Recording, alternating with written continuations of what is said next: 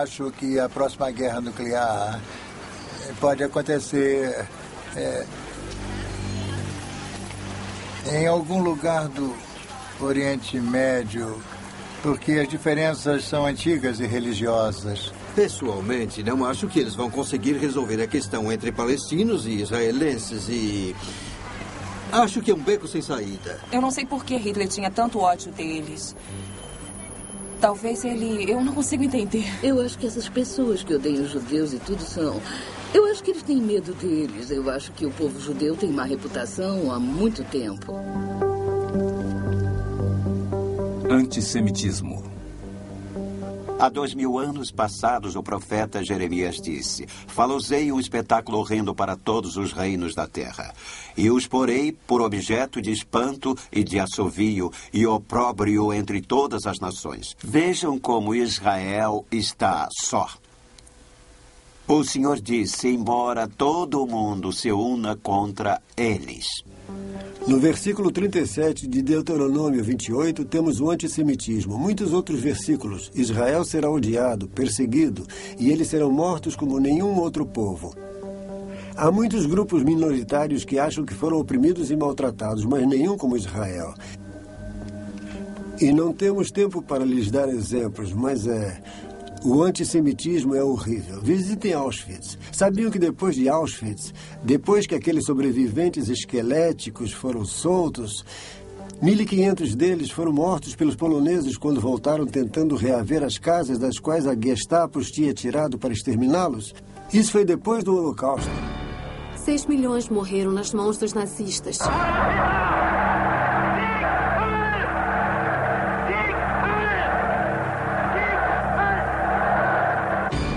O ano era 1967, Israel lutando para sua sobrevivência contra as forças árabes combinadas. A tropa não conseguiu impedir que radicais palestinos atacassem e matassem israelenses.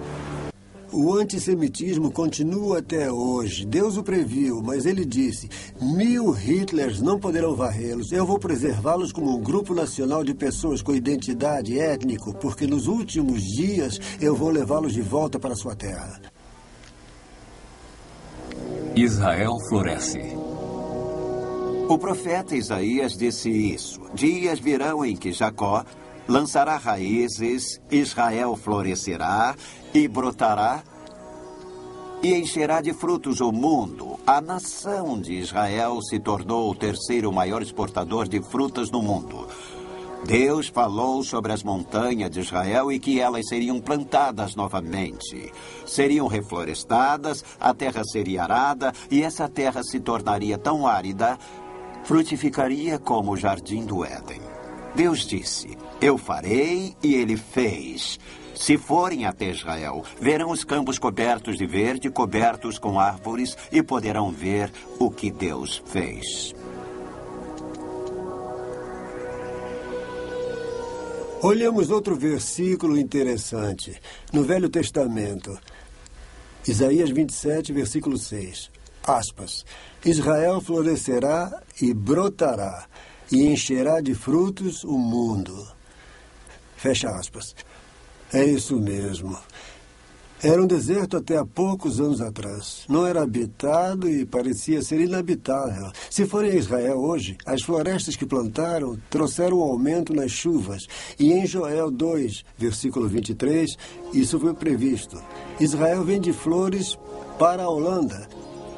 Isso é surpreendente que exatamente o que foi previsto nas Escrituras esteja acontecendo em nossos dias. Se forem lá, Israel está florescendo como um botão. De acordo com o Bureau Central de Estatísticas de Israel, o país aumentou significativamente a irrigação na terra durante nossa atual geração.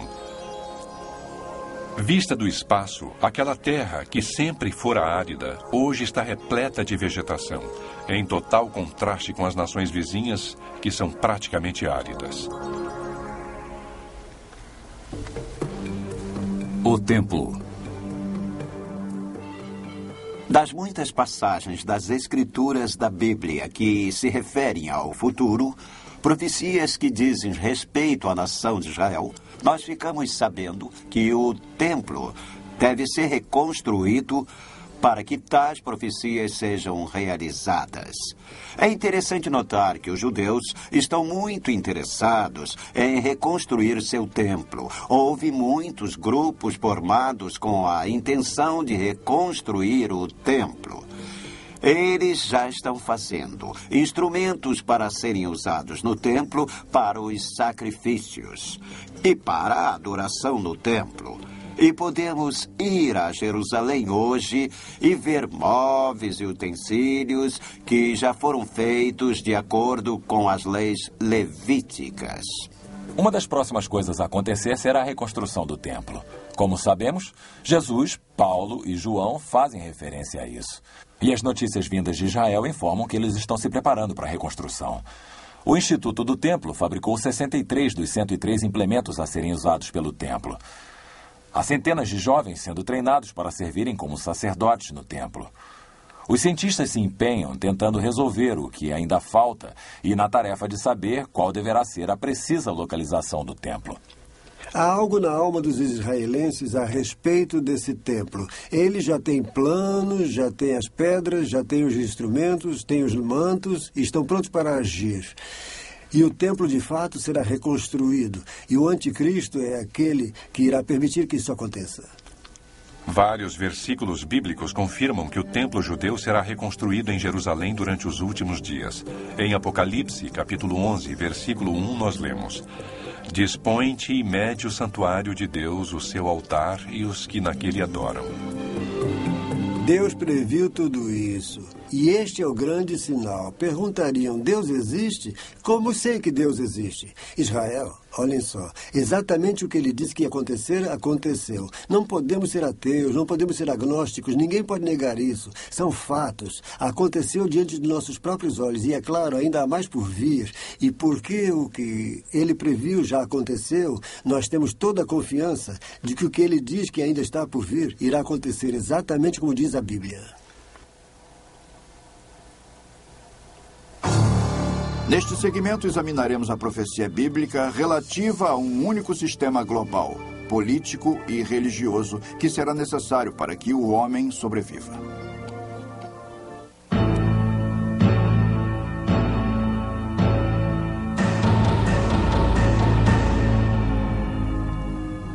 Unidade global. De acordo com a Bíblia, nos últimos dias, todo mundo se unirá numa espécie de comunidade global governada por um homem, empossado por Satanás, conhecido como a besta, ou o anticristo, ou o homem do pecado, ou o filho da perdição.